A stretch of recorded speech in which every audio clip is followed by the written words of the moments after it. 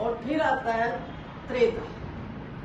त्रेता 12,66,000। और उसके बाद आता द्वापर। द्वापर है 8,32,000। और फिर कलयुग आ गया 4,20,000।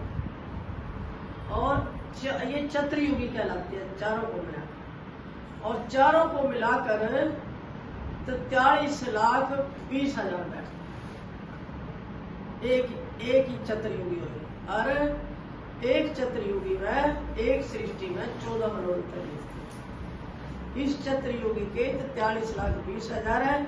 ऐसे 14 से गुणा करो तो इतने एक अरब 97 करोड़ सृष्टि होती है और इतने प्रलय होती है। ये हमारा सृष्टि का इतिहास है जो ब्राह्मण ग्रंथों में उद्धृत है, लेख है, ये हमें मिलता है।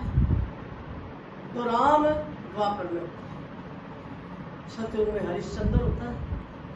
जो सारा विश्वामित्र ने सारा राज छीन लिया था हरिश्चंद्र का, और काशी में जाकर हरिश्चंद्र घाट पर बिक गए थे, बेच दिए थे। क्यों? हरिश्चंद्र ने एक यज्ञ का आयोजन किया, उसके संतान नहीं थी। तो किसी पंडितों ने बताया कि एक लड़के की बलि दो, फिर तुम्हारा पुत्र होगा। और विश्वामित्र का भांजा, वो गरीब थे, उसकी बहन, विश्वामित्र तो महात्मा बन चुका था, वो भी राजा था, गांधी का पुत्र था, वो घर बार राज छोड़ चुका था।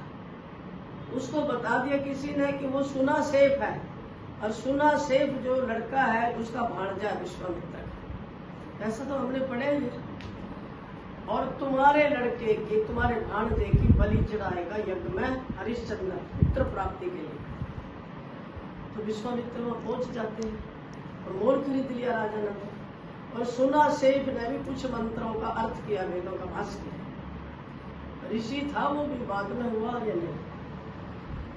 तो ऋषि ने कहा मैं अपने भांजे की बलि नहीं चढ़ाने दूंगा हरिश्चंद्र, और मैं तेरा यज्ञ करूंगा और बलि नहीं मैं चढ़ने दूंगा, और तुम्हारा पुत्र हो जाएगा, परंतु मैं दक्षिणा भी लूंगा। फिर हरिश्चंद्र ने कहा ठीक है, हम आपके भांजे को छोड़ देते हैं, आप हमारा यज्ञ का आयोजन करो, दक्षिणा दूंगा मैं।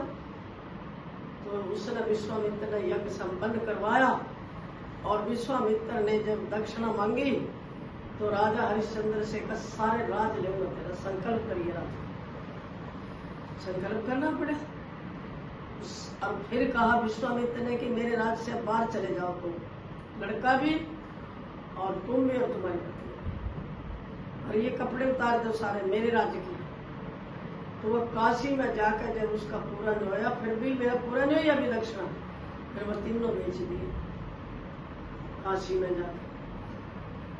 और लड़का छोटा था, 5 साल का होगा, चाहे किस तरह छोटा ये तो नहीं पता। तो लड़का भी और वह उसकी पत्नी भी एक ब्राह्मण ने मोल रोटी बनाती थी, यमणिये ने ले ली, और लड़का बच्चा ही था। और हरिश्चंद्र को ले लिया एक भील ने, चूड़े ने, जो शमशानों में रहता था, और शमशानों में कर्जा लेकर संस्कार करने देता था, ठेका ले रखा था दूसरे चूड़े ने। तो उसकी ड्यूटी ला दी वह हरिश्चंद्र की।